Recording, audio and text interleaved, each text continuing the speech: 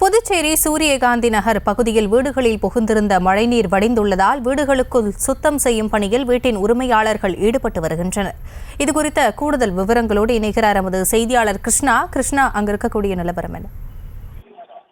புதுச்சேரியில் கனமழையின் காரணமாக பல்வேறு வீடுகள் பாதிப்பு உள்ளாகி இருக்கிறது. குறிப்பாக ரெயின்போ நகர், சூரியகாந்தி நகர், காமராஜர் நகர் உள்ளிட்ட பல்வேறு பகுதியில் இந்த வீடுகள் சேதமாக இருக்கிறது மழை நீரின் காரணமாக.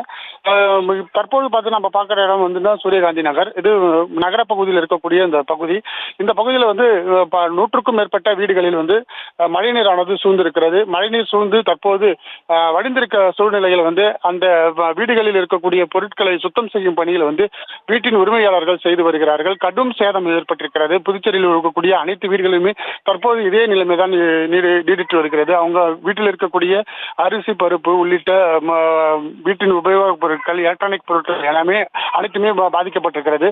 தற்போது அதை சுத்தம் செய்யும் பணி தற்போது ஈடுபட்டு வருகிறார்கள். பல்வேறு பகுதியிலும் தண்ணீர் வடிய தற்போது அந்த பகுதியில் இருக்கக்கூடிய வீடுகளில் சுத்தம் செய்யும் பணியில் தங்கள் உரிமையாளர்கள் மனக்கவலையுடன் இந்த சுத்தம் செய்யும் சூழ்நிலையானது ஏற்பட்டிருக்கிறது.